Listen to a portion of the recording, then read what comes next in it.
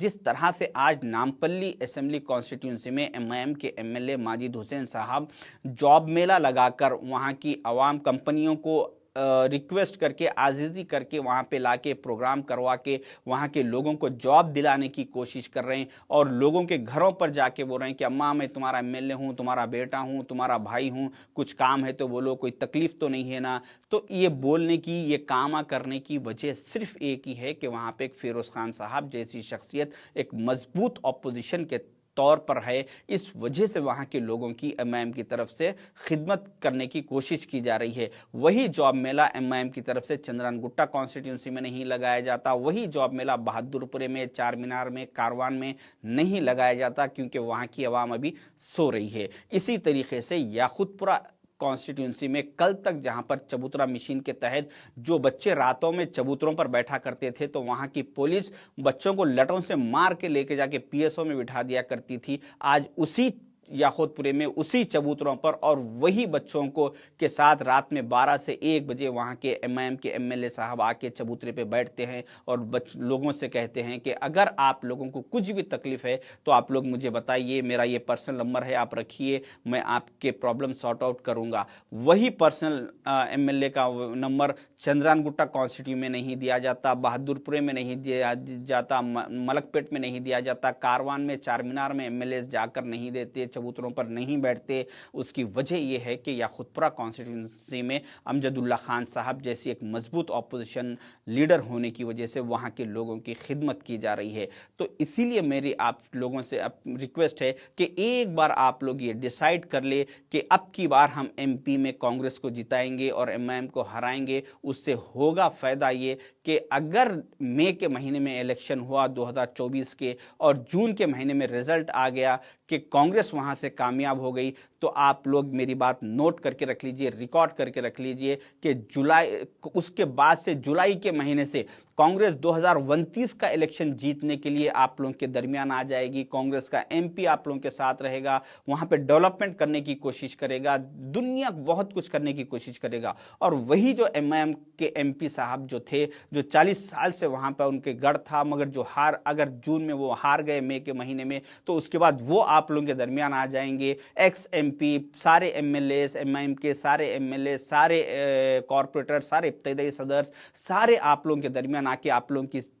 खिदमत करने की कोशिश करेंगे, ताकि 2029 के इलेक्शन में फिर से उन्हें जो उनकी 40 साल से जो सीट थी जो चली गई, उसको फिर वापस लेने के लिए। तो मेरा एक पर्सनल मैं एक अंदाजा बता रहा हूं कि शायद के, क्योंकि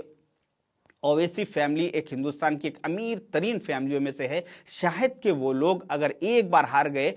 तो उसके बाद वो लोग उनके जो हॉस्पिटल्स है, जैसा कि ओवैसी हॉस्पिटल और असरा हॉस्पिटल, मैं समझता हूं कि ये हैदराबाद पार्लियामेंट के वोटर्स के लिए कंप्लीटली फ्री कर दिया जाएगा, ताकि 2029 का इलेक्शन जीता जा सके। सारे इनके जितने कॉलेजेस है वो हैदराबाद पार्लियामेंट के वोटर्स के लिए फ्री कर दिए जाएंगे तालीम, ताकि वो 2029 का इलेक्शन जीते। जितने इनके दारुसलाम बैंक के ब्रांचेस है, उन तमाम ब्रांचेसों में बगैर सूद के लोन दिया जाएगा हैदराबाद के वोटर्स को, ताकि वो फिर दोबारा से 2029 में इलेक्शन एमपी का जीत सके। तो जितने भी लोगों के आज दारुसलाम बैंक में सोना, प्रॉपर्टीज वगैरह जो भी रहन में रखे, उनका जितना सूद है, वो मैं समझता हूं कि अगर हैदराबाद से एमपी हार गए तो वो सारे लोगों का माफ कर दिया जाएगा और उन्हें बगैर सूद के एक सिस्टम निकाल दिया जाएगा कि यहां पर इंटरेस्ट, सूद सिर्फ हैदराबाद पार्लियामेंट के बाहर के लोगों से लिया जाएगा, हैदराबाद के लोगों से नहीं लिया जाएगा। तो इससे सिर्फ आप लोगों का फायदा होगा। इसीलिए मेरी आप लोगों से रिक्वेस्ट है कि जिस तरह से आज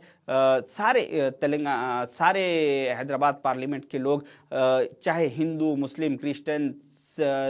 सिख हो, सारे लोग ये एक बार तय कर ले कि अब के हम हमारा वोट खराब नहीं करेंगे, ना कोई बीजेपी को वोट देगा, ना कोई टीआरएस को वोट देगा, सिर्फ अब के हम सारे लोग मिलके एक कांग्रेस को वोट देंगे और कांग्रेस को हैदराबाद पार्लियामेंट से जिताएंगे। तो उससे आप लोगों का ही फायदा होने वाला है। अगर ऐसा हो गया, अगर सारे लोग एकजुट होकर कांग्रेस को जिताए, तो आज जिस तरह से हैदराबाद पार्लियामेंट में 4 मीनार है, कल 4 चांद लग जाएंगे हैदराबाद पार्लियामेंट को। मगर खासकर मैं बहादुरपुरा, खासकर मैं गोशा महल कॉन्स्टिट्यूंसी के लोगों से कहना चाहूँगा कि आप लोगों के आपके एमएलए की बातों में मत आइए। वो नहीं चाहेगा कि असदुद्दीन अवैसी साहब हारे, एमआईएम हारे, वो नहीं चाहेगा, इसलिए वो आप लोगों के वोट को डिवाइड करने के लिए आप लोगों को बीजेपी को दिलाने की कोशिश करेगा। आप लोग एक बार डिसाइड कर लीजिए, अब कि हम बीजेपी को वोट नहीं देंगे, सिर्फ कांग्रेस को देंगे और कांग्रेस को यहां से लाएंगे। अगर कोई भी आपको ये बीजेपी को वोट देने के लिए बोल रहा है या कोई टीआरएस को वोट देने के लिए बोल रहा है, तो वो सिर्फ एमएम को जिताने के लिए बोल रहा है, ना कि जैसे वो पार्टी के लिए।